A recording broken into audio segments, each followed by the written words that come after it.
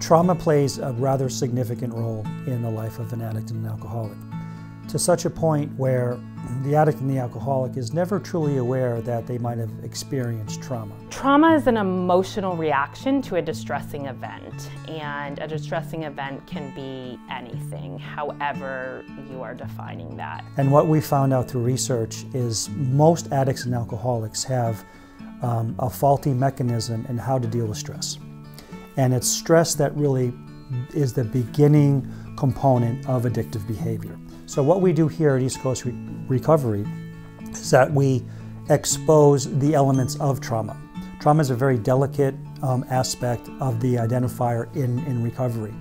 There's an old saying that, the bruise will go away, but the feelings don't. And what I try to do is explain that if you didn't have sexually abused or beaten up as a child, it doesn't mean you did not experience trauma. There's other more delicate aspects that have longer lasting components in early recovery. Trauma can lead to addiction because people often self-medicate because they don't want to feel those feelings. So a lot of times at early recovery and also later in recovery, those emotions and feelings come up because they haven't necessarily before. The brain has this wonderful connection between the amygdala, which is emotions, the hippocampus, which is memory, and our prefrontal cortex, which is our thinking and our process.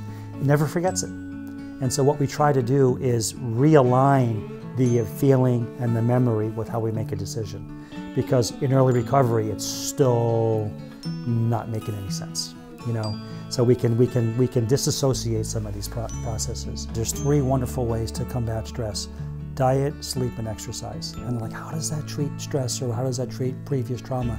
It just is recreating a healthy brain function. Whereas we were growing up as kids, our brain functions become maladjusted. They become pathological because the brain realizes one important thing. As an example, this person is supposed to be protecting me and they're not. So I have to find a way to protect myself. That is not a natural process for the brain to do, but we find a way to do it. Unfortunately for addicts and alcoholics, the coping skill that we find is the alcohol and is the drug. And when we put that us down and we put that aside, we're still left with the trauma. So we have to find new coping skills to deal with the trauma. Sleep, exercise, and diet is a great beginning.